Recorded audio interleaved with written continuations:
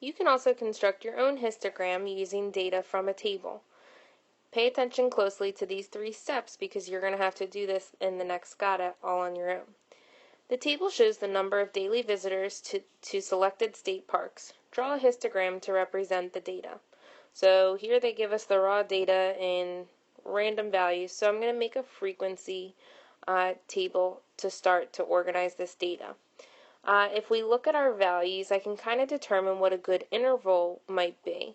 So using a scale from 100 through 399 is going to be good because those are my lowest and highest data points. And I'm going to do intervals of 50. So it would be 100 to 149, and then 150 to 199, and so on and so forth. So you can count in from your data table above and see how many visitors, tally how many visitors were between 100 and 149, or how many state parks had that many visitors.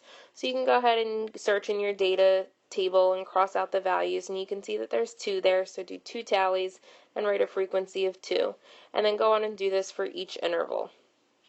Once you've completed your frequency table, you can draw and label a horizontal and vertical axis. So they've done that here for you.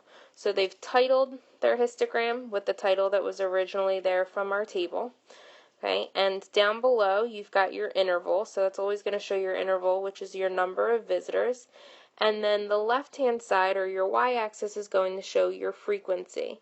And based on the frequency here from my frequency table, I can see that I can do it in singles, or I could do it in intervals of 2, whichever you're most comfortable with. Here they did intervals of 2. And then make sure you have those labels, and you can kind of start to draw your histogram from there. You can draw a bar whose height is given by each of the frequencies. So for that 100 to 149 interval, I had 2, and then you can do that for each of them. So 150 to 199 had 7, and so on and so forth. Remember that your bars should be connected, and they should each be the same width. Okay, and then that's your completed histogram to show. Then we can look at this and clearly analyze the data to see the most common amount of visitors to state parks on a daily amount, and that falls within the range of 200 to 249.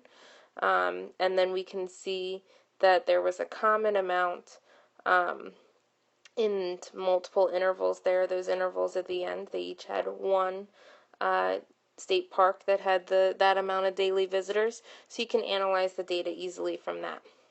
Try the Got It problem on the next page to create your own histogram and check your understanding.